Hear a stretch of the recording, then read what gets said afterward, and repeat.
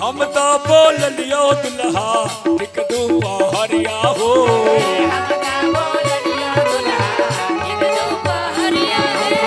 कहमा गाँव में लाए दुल्हा ये हो भोरा हरिया हो।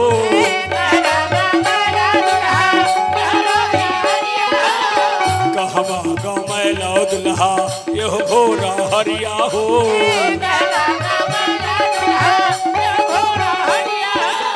हम तो बोल लियो समझी ठीक दोपहरिया हो।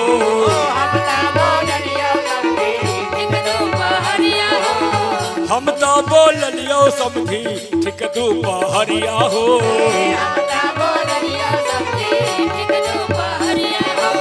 कहमा बोल ले दुल्हा ये हो भोरा हरिया हो।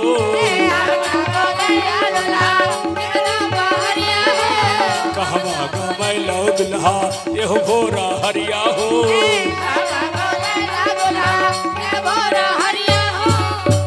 अबे सखी अच्छा अच्छा सखी अभी लहू ना जनक पापा धोतिया आज पाना के वीर।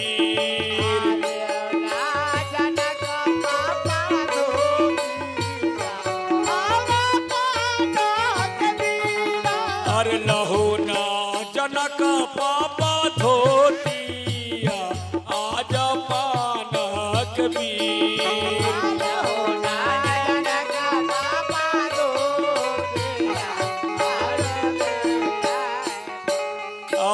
करुणा समधिया मीनाती आज सिरवा नमाए।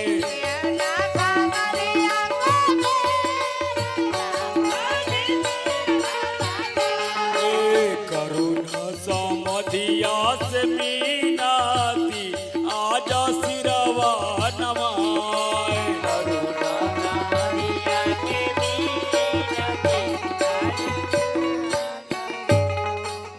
चलिए अभी दरवाजा लगने की बीत खत्म होता है, संधि मिलन होता है, बारात पुनः अपने जलमासे पर वापस जाता है। और अब बारी है निरीक्षण की, कन्या निरीक्षण जिसे कहते हैं हम लोग। अब भैंसूर जी मरबा में आएंगे और हमारे सिया जी को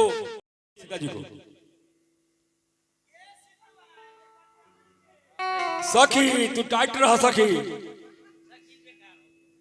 तो आइए अब भैंसूर की आने की बारी है।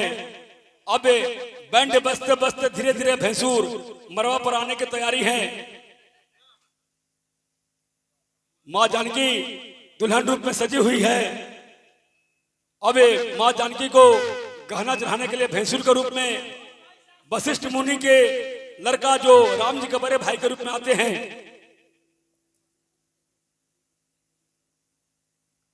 तो आइए अब चलिए इनको दुल्हन के रूप में इनको बैठाइए। आप भैंसुर आएंगे मरवा पर गहना चढ़ाने के लिए। हाँ बैठाइए, हाँ तो नीचे तक कहाँ बैठाइए। अब भैंसुर जी आ रहे हैं और सखी कैसे कहती है। भैंसुरवा साला भैंसुरवा साला देखे में लफुआ बुझाला। भैंसुरवा साला देखे में लफुआ बुझाला। भैंसुरवा साला देखे में लफुआ बुझाला। भैंसुरवा साला देखे में लफुआ बुझाला। भैंसुरवा साला देखे में लफुआ बुझाला। भैंसुरवा साला देखे में लफुआ बुझाला। और अरविंद भाई सखिया कैसे कहती है भैंसुर जी को। अरे कहना भैंसुर जी आपका नाम क्या है। उतना भाग कर रहे हैं तो घुसाएंगे नहीं, बाहर रहेगा ये। क्या नाम है आपका। यहाँ काज करने के लिए आए हैं। गाना चढ़ाने मुंह में आवाज ना है क्या, कुछ ठुसाल है। कहना चाहने गहना गाना गाने के लिए आए हैं। गहना चाहने गहना चढ़ाने के लिए। अच्छा एक बार उठिए तो पहले आप। अब बैठिए बैठिए। अब ऐसे नहीं, खड़ा खड़ा खड़ा हुई खड़ा हुई। आप बैठने के लिए कह रहे हैं कि लोटा लेकर नहीं बैठना है गहना चढ़ाने के लिए। बैठिए। करो ये पहले उल्टा सीधा सीधा सीधा। ये आपका दाहिना पैर है कि बायां पैर है? ये बायां पैर है, तो इसको बाद में मोड़िएगा, इसको पहले मोड़िएगा। बैठिए। क्या कर रहे हैं भैंसुर जी आप? एक बार उठिए, उठिए, सही सही से बैठिए। अरे क्या बात है, बैठिए बैठिए, आप बैठिए, आप आराम से बैठिए, पलथी मार के बैठिए। भगवान जी का विधि में आए हैं, आप कोई बात नहीं है। इसीलिए कहते हैं अरे कहना चढ़ावे अइले बहनी के गुरा के अइले, कहना चढ़ावे अइले नथिया चोरा के लैले।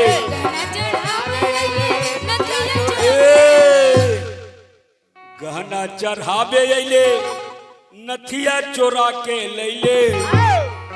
अरे यही से दिखावे में ला जाला भैंसुरवा साला, यही से दिखावे में ला जाला भैंसुरवा साला।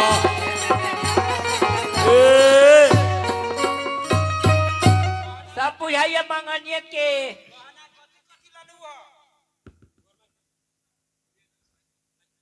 मंगती का हेलो मंगलसूत्र। हेलो, गहना में क्या क्या अप्लाई है? टीका है, मंगलसूत्र, सब कुछ टीका मंगलसूत्र ओरिजिनल ना डुप्लीकेट? ओरिजिनल। घर वाली तोरा जोरे गेल खुंड खरीदे ले? हाँ, अपने गए थे। घर वाली गेल खुंड कि ना से पहले बताबो। नहीं, अपने गए थे। हे तू बहुत बुर्बक आदमी हो, तो तू मान ही ना सकली हो। बिन घर वाली के तू कैसे गहना खरीद लेबू ओरिजिनल हो?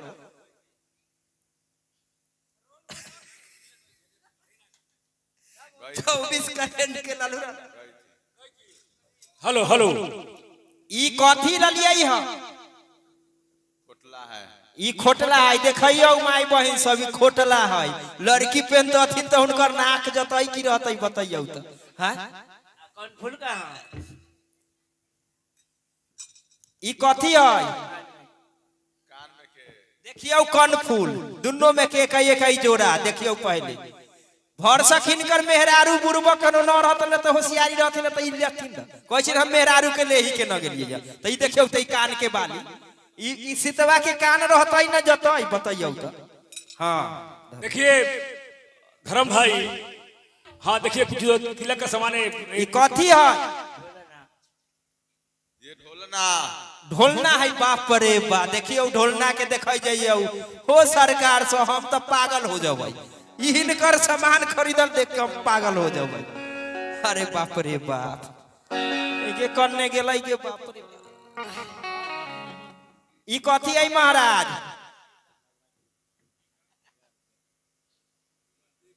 ई मंगटीका है? बाप रे बाप, हम तो मंगटीटा में देखत रही एगो लड़िया में चार चार गो लड़ी है। ई नया वेराइटी है की? आहो, आ ई कथी लालू है से पहले बताओ। हगीज है। हां, हगीज। आहो ई कथी लालू है? ई रुमाल। हगीज। केकरा ले लालू है? हगीज है गड़तर लड़का ला। बताऊ त ई भरसक भैंसुरवा के हेले न कहै छै। अरे क्या कहिएगा, देखिए अभी इन्होंने कहा कि हमने पत्नी को लेकर नहीं गए थे बाजार, पत्नी को लेकर पता नहीं क्या करके आए हैं बाजार से। कैसे कहते हैं? अरे गहना चढ़ावे अइले मौगी के बंधक धैले, गहना चढ़ावे मौगी के बंधक धैले, गहना चढ़ावे अइले मौगी के बंधक धैले। गहना चढ़ावे अइले मौगी के बंधक धैले, यही से दिखावे में ला जाला भैंसुरवा साला, यही से दिखावे में डराला भैंसुरवा साला, यही से दिखावे में ला जाला भैंसुरवा साला। और आप कुछ दीजिए, अक्षत दीजिए इनको, अक्षत अक्षत वो दीजिए चढ़ाने के लिए। अरविंद भाई 1 मिनट, चलिए चलिए फटाफट विद करवाइए भाई। भैंसुर जी लगता है कि चूसल आम की तरह इनका मुंह लग रहा है। भैंसुर जी को गौर से देखिए अरविंद भाई, लग रहा है कि चूसा हुआ आम है। चलिए कोई बात नहीं है। अरे अक्षत दिलिए चढ़ावेला तो फाक गइले भैंसुरा, आया छत दिलियन फाकेला तो फाक गेलै। अरे अक्षत दिलिए चढ़ावे लाता थाक गेलन भैंसुरा अरे यही सुंदर गौरी के पकनमा मिलल भैंसुरा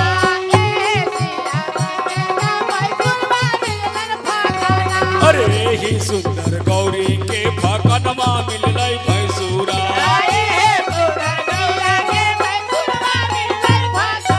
अरे दही दिलिए चढ़ावे लाता चाट गेलै भैंसुरा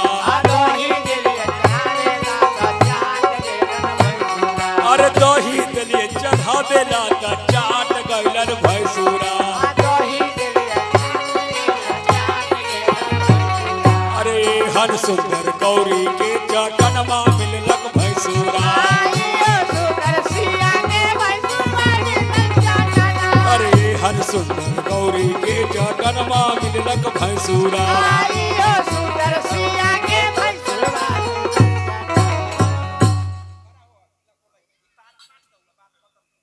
5-7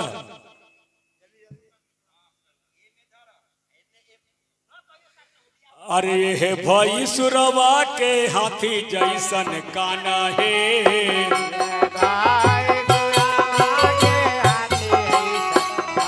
यही भाई सुरवा के हाथी जैसन काना है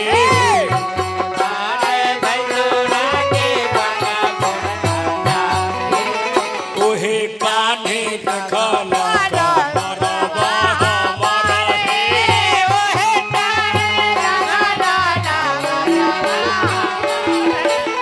ओहे काने लंघर का मरवा हमारा है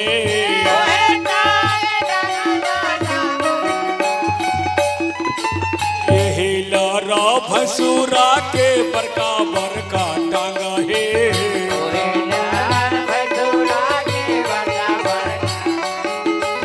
यही लर भसुरा के बरका बरका टांगा है अरे ओहे टांगे लंघर का मरवा हमारा है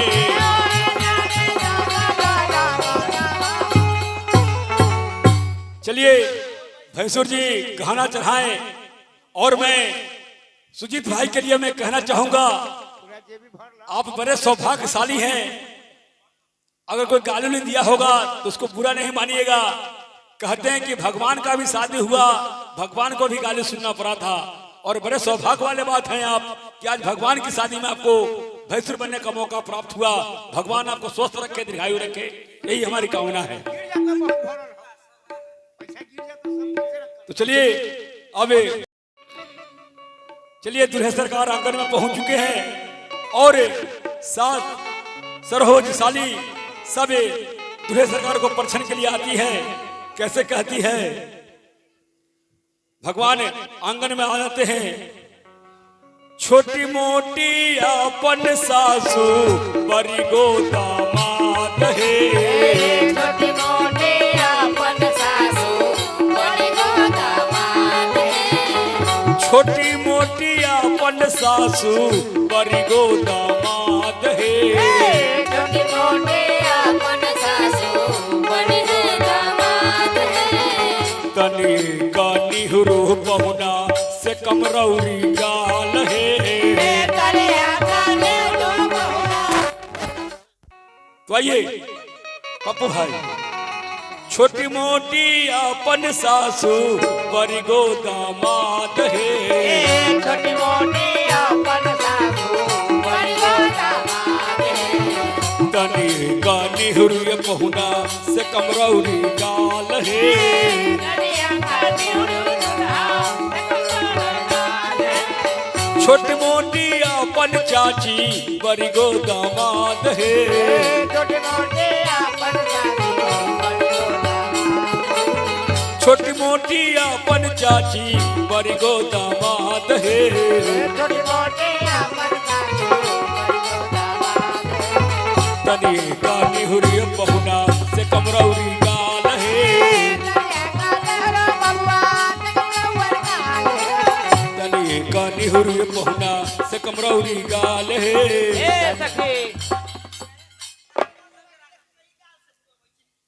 अच्छा कलयुगी गुरु जी है, कोई बात नहीं, चलता है। और अब गाल सेकने की बारी खत्म हो गई, अब धान कुट्टी का बारी है। अब आप लोग आइए धान कुटने के लिए भाई, दूल्हे सरकार को लेकर के जाइए। धर्म जी, धर्म जी, धर्म जी धान कुटवाइए।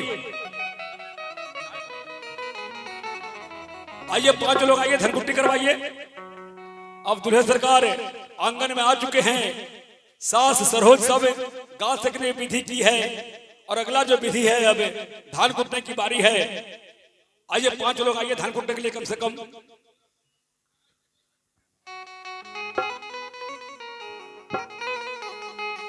क्या बात है, आइए भाई आइए, मोबाइल वाले भाई आ जाइए। आइए सभी लोग धान कुटने के लिए आइए। ये बड़ा मौका सौभाग्य से मिलता है, जहां पर भगवान की शादी में लोगों को विधि करने का मौका मिलता है। आज यह पावन अवसर आप सबों को इस राम मंदिर के कमेटी की ओर से भगवान की कृपा से मिला है। और कैसे कहते हैं अरविंद भाई, अरे धान कूटा ये दुल्हा धान कूटा हो, अरे धान कूटा हो दुल्हा धान कूटा हो, अपना मौसी के वो घरी में धान कूटा हो, अपना मौसी के उखाड़ी में धान कूटा हो, अरे धान कूटा हो सुजीत धान कूटा हो,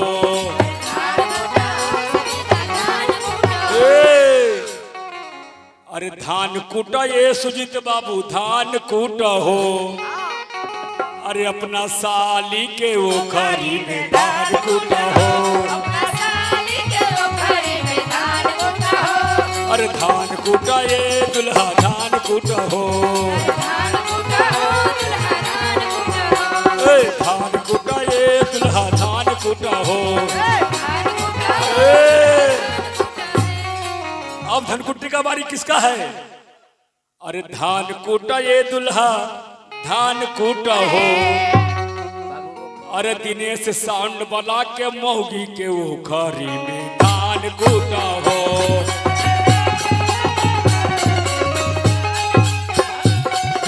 साउंड बला के मौगी उखरी में धान कूटा हो।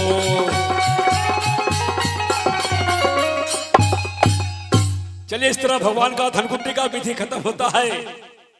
और अब जो है मरबा का परिक्रमा करना है। अरे भैया सब आदमी माथा टिकाइए, क्या बात है?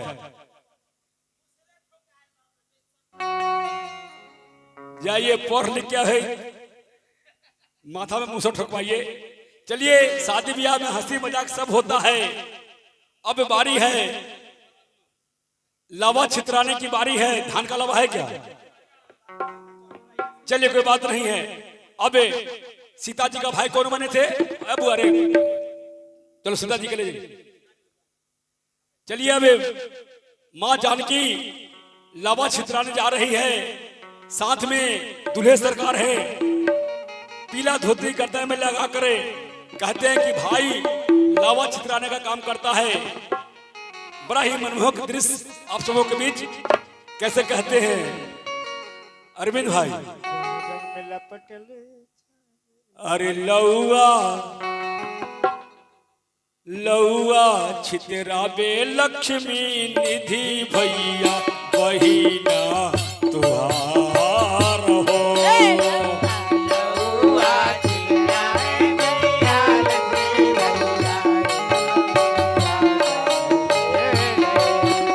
अरे लौआ छितराबे लक्ष्मी निधि भैया बहिना तुहार हो।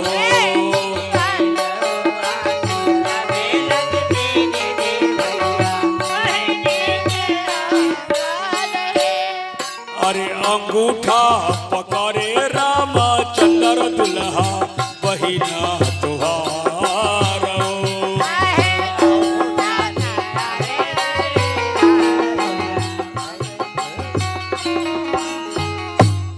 अब लावा छितराने का काम हो गया।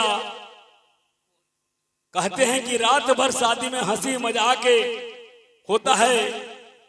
लेकिन अंत में ऐसा समय आता है कि जिसमें कितना भी पत्थर दिल इंसान हो, इस समय में उसका भी आत्मा पिघल जाता है। ये बारी है कन्यादान की बारी। जो लोग कन्यादान किए होंगे उन्हें समझ में आती है कि जिस बच्ची को जन्म से लेकर 18-20 साल तक पाल पोस कर जब कन्यादान करते हैं, उस माँ बाप के ऊपर क्या बीतता है उस समय। जग पर तो जो बैठे हैं वो सो गए हैं, उनका सारू सामने बैठे हुए हैं। यही दाढ़ी वाले जग पर उनका सारू है, इनको बैठा सकते हैं ना। खरतिन का तो भाग गए, अकेले हैं। तो सरोज बाबा, कोई ऐसा आदमी यहाँ पर है जो पति पत्नी दोनों यहाँ पर कोई है? कोई आदमी पति पत्नी अपन पत्नी होकर चाहिए, दूसरा का ना।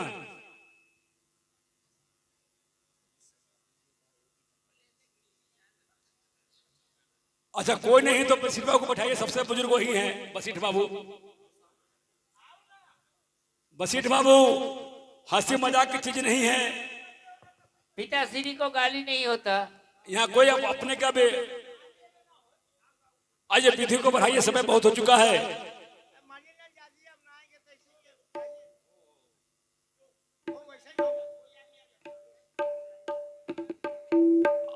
अब जो विधि जो है यह कहते हैं जब बेटी का कन्यादान होता है, उस कन्यादान में अगर पत्थर दिल भी आदमी जहां पर होता है उसके भी आंख से आंसू बह जाता है।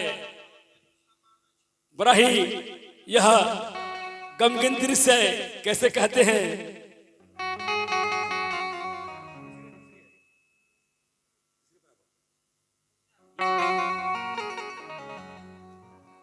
जंघिया बैठाई पापा हो, अपनी हो पुतारिया। जंघिया बैठवलय पापा हो,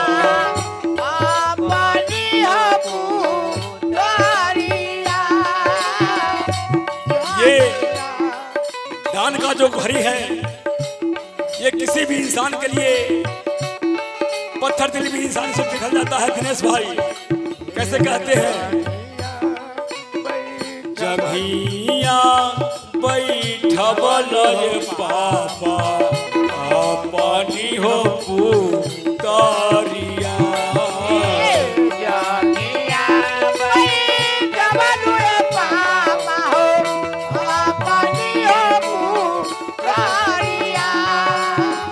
रोबेली सीता हो बेटी, नैना ठारी रे लोरवा।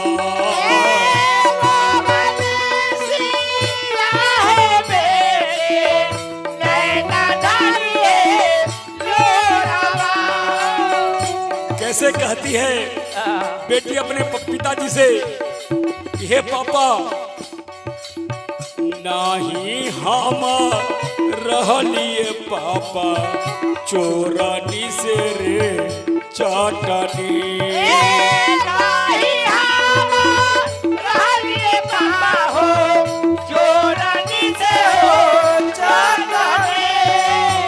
बेटी अपने पापा से कहती है, पापा नहीं हम रहलिए पापा चोरानी से हो चाटनी।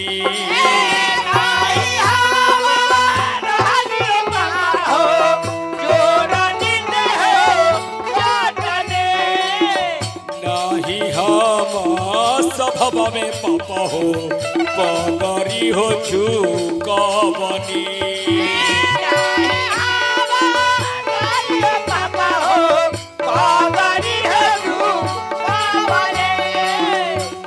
जैसे बेटी कहती है कि पापा नाम चोरनी है, नाम चटनी है, ना कहीं सभा में हम अपना सर झुकाए हैं, फिर हमें क्यों ऐसा दान कर रहे हैं। बेटी की बात सुनकर पापा का भी गला भर जाता है। पापा कैसे कहते हैं, नाही तू रहलुए बेटी चोरनी से रे चटनी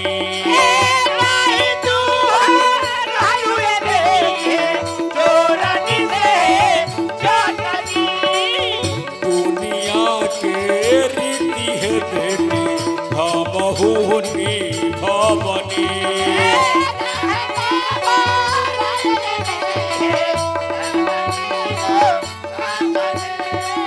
दुनिया के रीत ये बेटी भवहुनी भवनी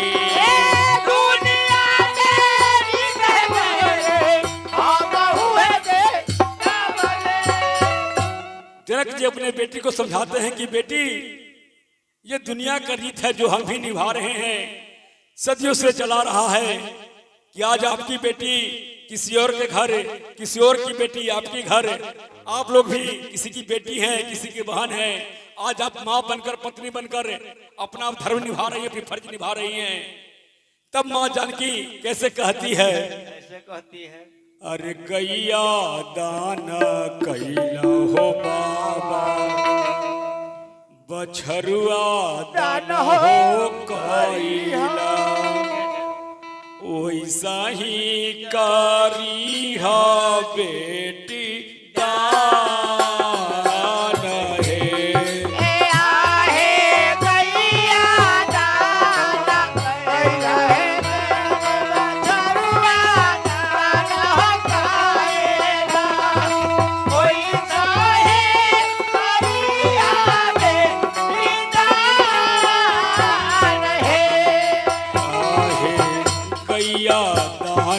कैला हो बाबा, बछरुआ दाना कैला, ओइसा ही करी हा बेटी दान है।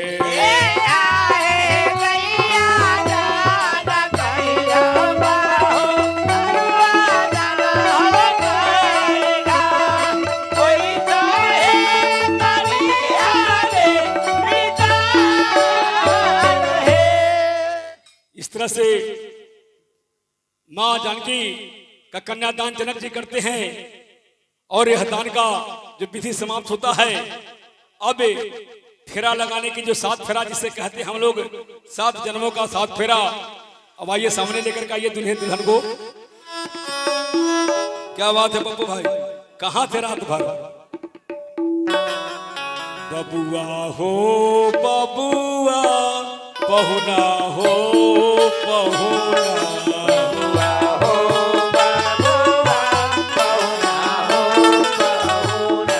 बबुआ हो बबुआ, पहुना हो पहुना,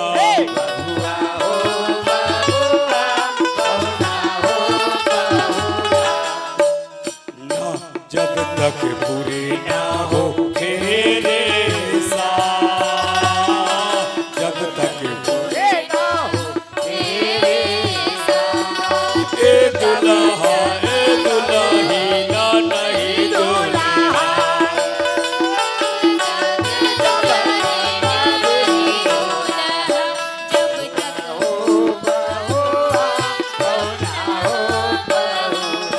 बबुआ हो बबुआ, पहुना हो पहुना,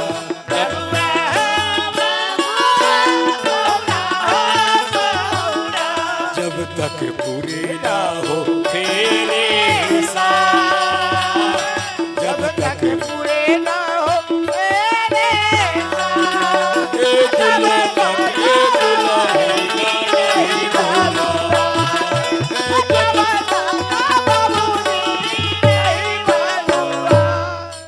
चलिए अब फेरा का भी रस्म हमारे दुल्हा दुल्हन अपने सखियों के साथ निभाएं इसको।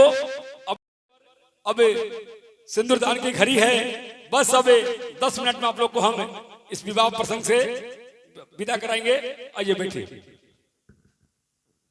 अब भगवान राम जानकी के माथे में सिंदूर देकर इस विवाह रस्म को अपना संपन्न करेंगे।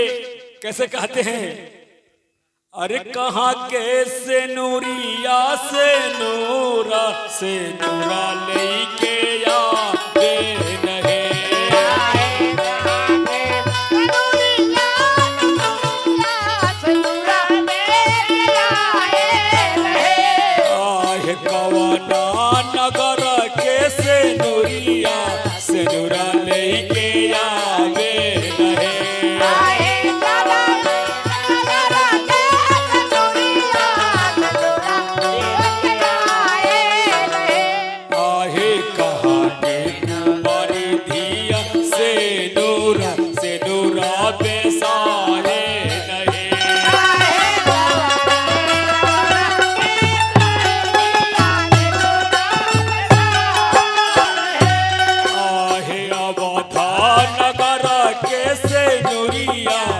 सेनुरा लेके आवे रहे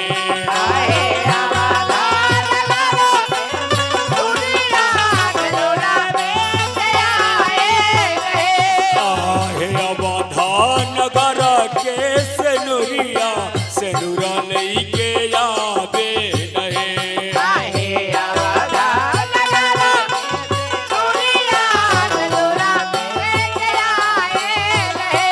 आहे काना नारी धिया सेनुरा बिसाहे रहे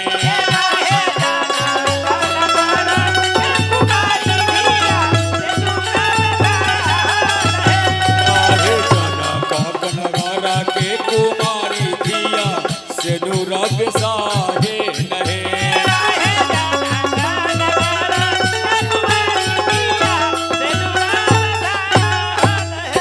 अब भगवान को महिलाएं मिथिला की मिथिलानी सखी लोग कैसे गाली दे रही है ना मौसी के ना लैला हो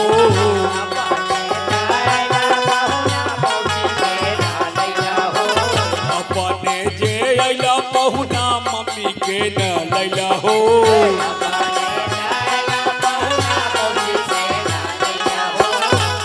अरे कैसे करबा तू हो सिंदूर दान राघो नंदन हो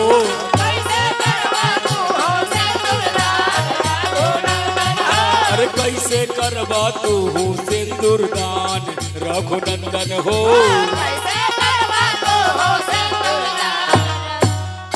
अबे माँ जानकी के मांग में राम जी सिंदूर दिए हैं। अब सभी लोग के हाथ में अंतिम बार फूल दीजिए। भगवान राम की शादी में फूल की वर्षा होगी। और कैसे, और देखिए ना बहुत फूल लगा हुआ है, इतना फूल है कि फूल से दहा जाइएगा। जितना है उतना ही दीजिए तोड़ के फूल। अब देखिए भगवान ने राम जी माँ जानकी को मांग में सिंदूर भरकर कैसे कहते हैं, अरे सिया जी के मांग में राम जी सिंदूरा दिहले। जरा सभी लोग खड़े हो जाइए, अंतिम समय है। और जब इशारा देंगे तो सभी लोग फूल बरसाइएगा। आप लोग आज मान के चलिए कि राम जी का गार्जियन हो, देव हो, देवता हो, सभी लोग हाथ में फूल लेके सामने आ जाइए।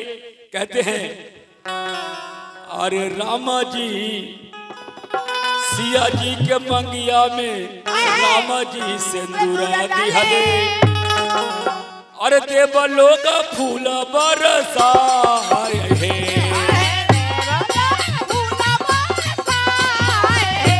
आहे देव लोग फूल बरसाए है।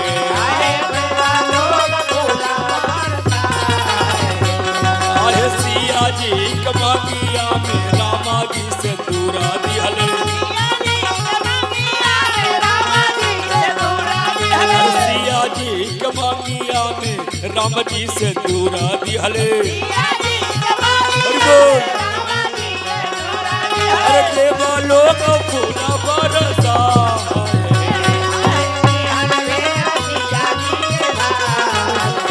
आहे देव लोग फूल बरसाए।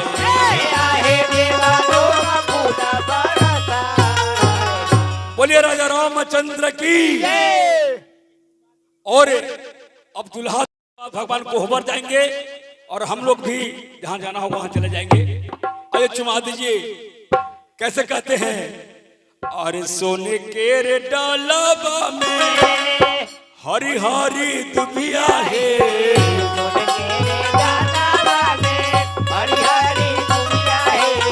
सोने के रे डालाबा में हरी हरी दुबिया है।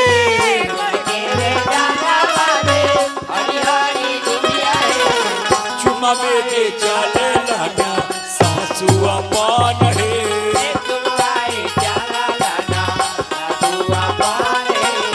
चुमा बेच चले लाना सासू पान है।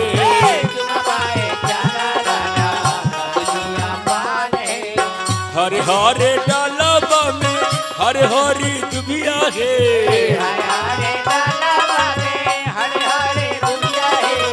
सोन के रे डालाबा में हरे हरे दुबिया है।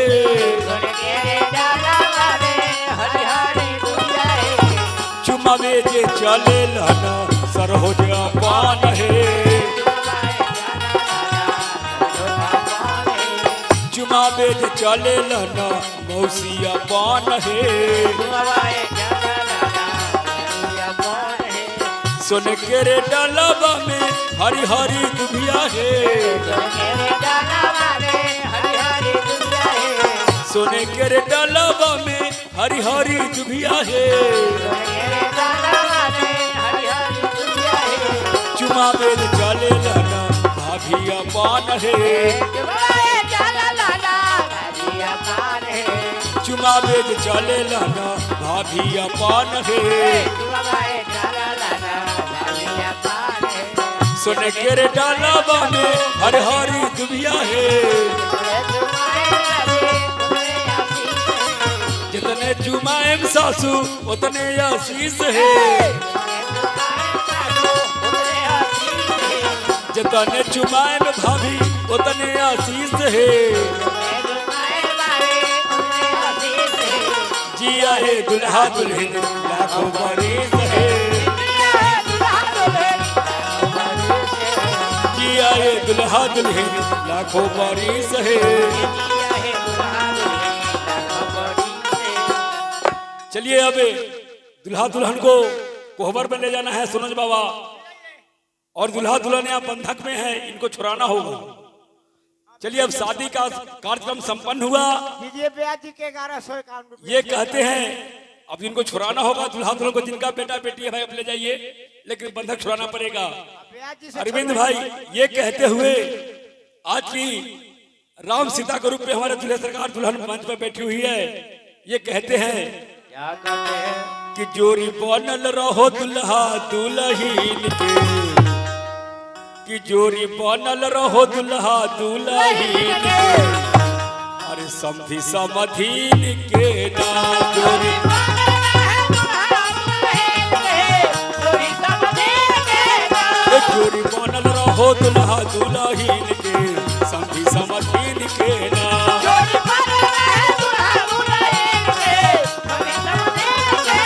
हो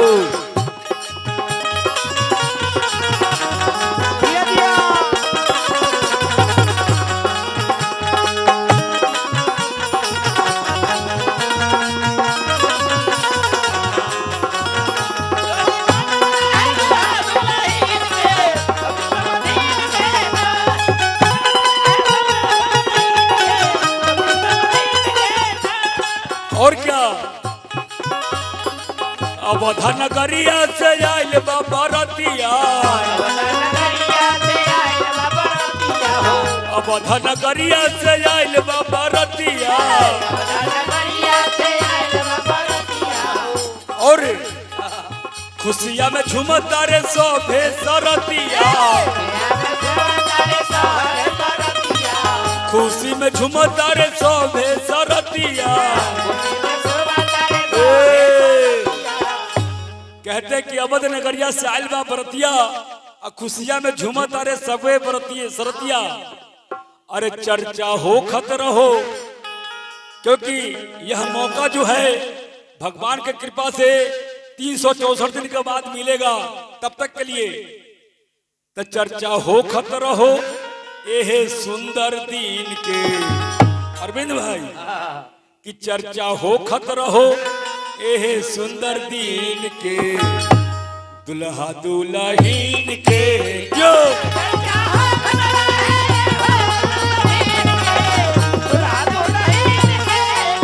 चर्चा हो खतरा हो ये सुंदर दिन के दुल्हा दुल्हीन के ना